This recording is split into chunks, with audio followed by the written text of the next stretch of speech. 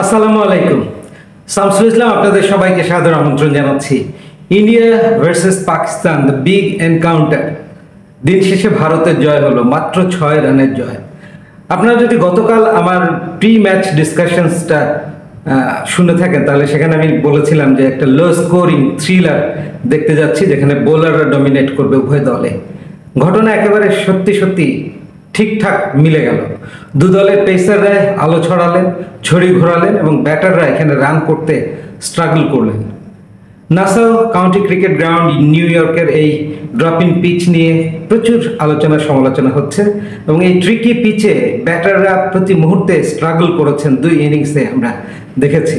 চমৎকার টস জিতেছিল পাকিস্তান দল এবং শুরুতেই ফিল্ডিং করবার সিদ্ধান্ত নিল ভারতীয় দল। শুরুও করলো দারুণ, কিন্তু শুরু করলে কি হবে, বৃষ্টির বাধায় তাদের মোমেন্টাম লুজ হয়েছে। দুই ওপেনার রোহিত শর্মা এবং বিরাট কোহলি বৃষ্টির পর যখন দ্বিতীয়বার আবার রাত 10টায় খেলতে নামলেন, শুরুতেই গিয়ে হোঁচট খেলেন এবং উইকেট পড়লো টানা দুটি। আমরা যদি দেখি 12 রানে প্রথম উইকেট, 19 রানে 2 উইকেট। দুই ওপেনার চটজলদি বিদায় নিলেন, রোহিত 13, কোহলি 4। তবে ঋষভ পান্ট নাম্বার 3-তে নেমে দুর্দান্ত ইনিংস খেললেন। যদিও 42 রানের 25 রানে তিনি উইকেটের পেছনে করেছেন, পেসকে কাজে লাগিয়ে খুবই চতুরতার সাথে। And he was the top scorer, 42 runs.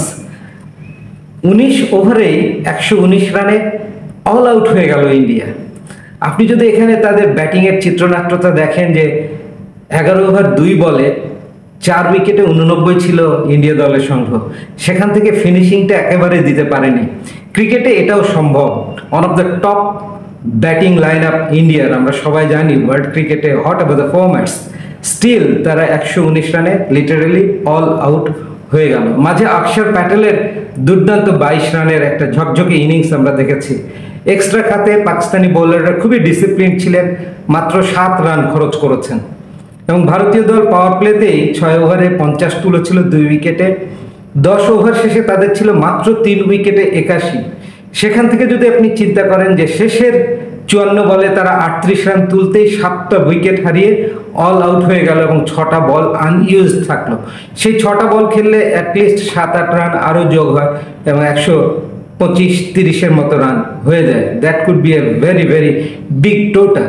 এবং আপনি যদি দেখেন যে ওই যে 89 4 উইকেটে 11 ওভার 2 বলে, সেখান থেকে 46 বলে ভারত আর মাত্র 30 রান করেছে। সেই সময়ও তারা 6টা উইকেট হারিয়ে ফেলেছে। সো ইন্ডিয়ান ফিনিশিংটা একেবারে হয়নি। সেই জায়গায় পাকিস্তানি বোলিং ইউনিট খুব সুন্দর বল করেছে, tight, accurate, economic, backed up by quality fielding. Naseem Shah শুরুর দিকেই আঘাত এনেছিলেন, 21 রানে 3টা উইকেট। হারিস রউফ 21 রানে তিনিও 3টা উইকেট পেয়েছেন। আমির শুরুর দিকে খুরুচে থাকলেও দুর্দান্ত কামব্যাক করেছেন, 23 রানে 2টো উইকেট। এবং শাহিন শাহ আফ্রিদি 29 রানে 1টি wicket. All 9 wickets taken by Pakistani 4 seamers. একটা রান আউট ছিল। এই রানটা তাড়া করতে এসে পাকিস্তান দল, তাদের শুরুটা নেহায়েত মন্দ হয়নি, বেশ ভালোই ছিল। 26 রানে তাদের প্রথম উইকেট পড়লো, 57 রানে তাদের দ্বিতীয় উইকেট পড়লো এবং 12 ওভার 2 বলের সময় 73 রানে 3 উইকেট পড়লো। তখনও কিন্তু ম্যাচ পাকিস্তানের নিয়ন্ত্রণে বলা যেতে পারে। আপনি দেখেন যে পাওয়ার প্লেতে পাকিস্তান তুলেছে 35 রান 1 উইকেটে। 10 ওভারে তাদের উঠে গিয়েছিল 57, মাত্র 1 উইকেটে। সো হাতে 9টা উইকেট নিয়ে 60 বলে 63 রানের সমীকরণ পাকিস্তান দল টি-20 বিশ্বকাপের আসরে এই সমীকরণ মেলাতে পারবে না। এটা একটা অভাবনীয় দৃশ্য এবং সেই দৃশ্যটাই আমরা গতকাল নাসাউ কাউন্টি ক্রিকেট গ্রাউন্ডে দেখে ফেললাম। সো ক্রিকেট গৌরবময় অনিশ্চয়তার খেলা, বোলার্স ডমিনেটিং একটা কন্ডিশনস ছিল। ইন্ডিয়ান স্টিমার্স, বিশেষ করে বুমরা, তাদের টপ বোলার 3টে স্পেলে রোহিত তাকে বল করিয়েছেন এবং 14 রান দিয়ে 3 উইকেট নিয়ে ম্যাচ সেরাও হয়েছেন এই জসপ্রীত বুমরা। হর্ষদীপ সিং একটু খরুচে 31 রান দিয়ে 1টি উইকেট পেয়েছেন। হার্দিক পান্ডিয়া প্রথম 2 ওভারে ব্যয়বহুল থাকলেও দুর্দান্ত কামব্যাক করেছেন, মাত্র 24 রান দিয়ে 2টো উইকেট তার ঝুলিতে। অক্ষর প্যাটেল একমাত্র স্পিনার গতকালকের ম্যাচে যিনি উইকেট পেয়েছেন 11 রান দিয়ে 1টি উইকেট 2 ওভার থেকে। সিরাজ 4 ওভারে 19 রান দিলেও কোনো উইকেট পাননি। অন্যদিকে রবীন্দ্র জাদেজা 2 ওভার বল করে 10 রান দিয়ে তিনিও কোনো উইকেটের দেখা পাননি। সো 60 বলে 63 রান, হাতে 9 উইকেট, এই সমীকরণটা পাকিস্তান কালকে মেলাতে পারেনি। আমি যদি আরেকটু গভীরে যাই, 30 বলে 37 রান, হাতে 6 উইকেট। 24 বলে 35 রান, হাতে 6 উইকেট। 18 বলে 30 রান, হাতে 5 উইকেট, 12 বলে 21 রান, হাতে 5 উইকেট, কিংবা শেষ ওভারে 18 রান দরকার, হাতে 4 উইকেট। পাকিস্তান সেই সমীকরণ মেলাতে না পেরে 6 রান দূরেই থাকলো, 113 রানে 7 উইকেটে অল আউট হয়ে গেল।